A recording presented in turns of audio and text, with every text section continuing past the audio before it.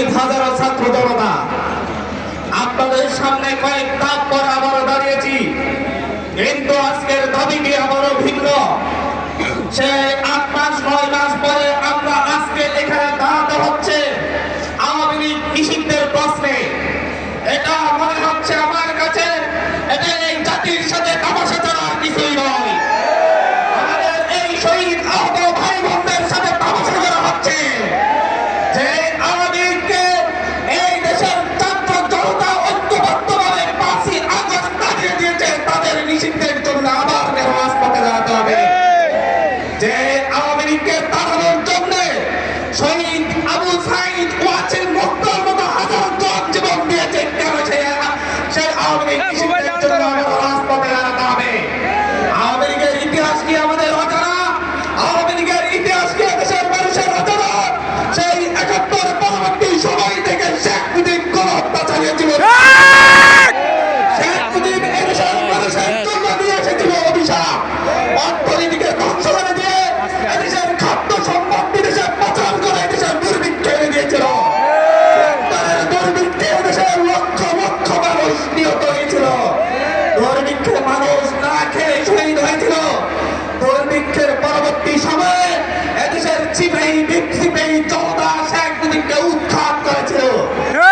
সেটা নির্মম হত্যাকাণ্ড করেছিল, আমরা তার নিন্দা জানিয়েছি।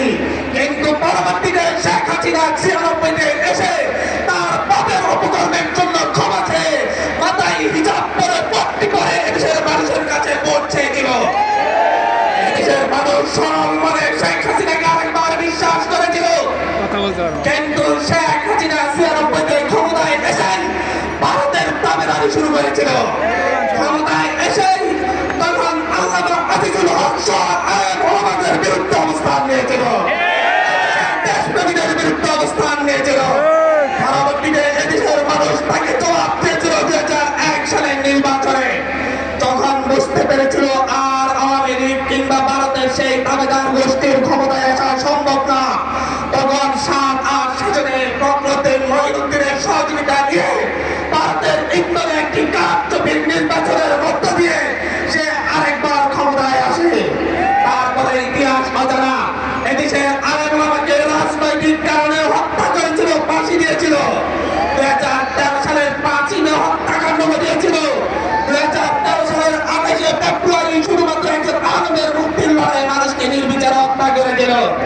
এদেশের মানুষকে গুম করেছিল, ইলিয়াস আলীর মতো নেতাকে গুম করেছে।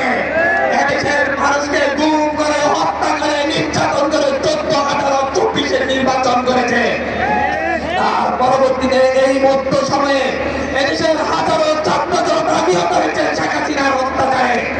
ঘর থেকে তুলে নিয়ে গুম করে ফেলা হয়েছিল, সকালে তুলে নিয়ে যাওয়া হয়েছে, পরের দিন পরে লাশ পাওয়া গিয়েছিল। এই আওয়ামী লীগকে আপনারা রাজনৈতিক দল হিসেবে কিভাবে বিবেচনা করেন? আপনাদের কাছে আমার প্রশ্ন।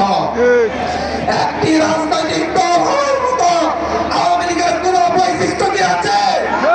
একটি রাজনৈতিক দল হওয়ার মতো কোন বৈশিষ্ট্য আওয়ামী লীগের আছে?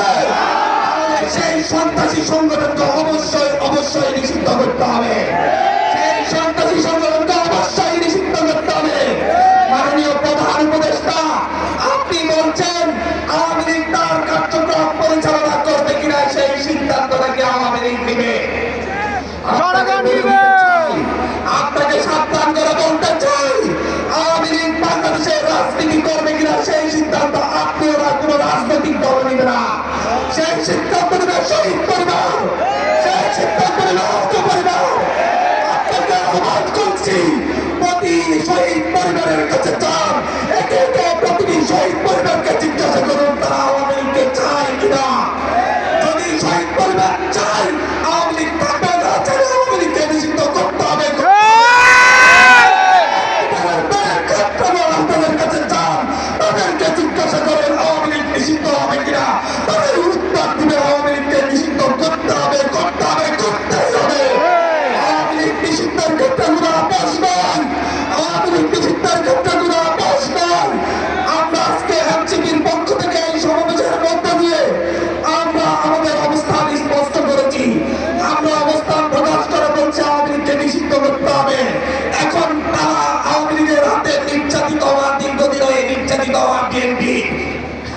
এখন পাড়া আওয়ামী লীগের হাতে দীর্ঘদিন ধরে নির্যাতিত হওয়া জামাতের, এখন পাড়া আওয়ামী লীগের হাতে নির্যাতিত হওয়া বিরোধী প্রতিটি রাজনৈতিক দলের, তাদের প্রত্যেককে তাদের অবস্থান স্পষ্ট করতে হবে।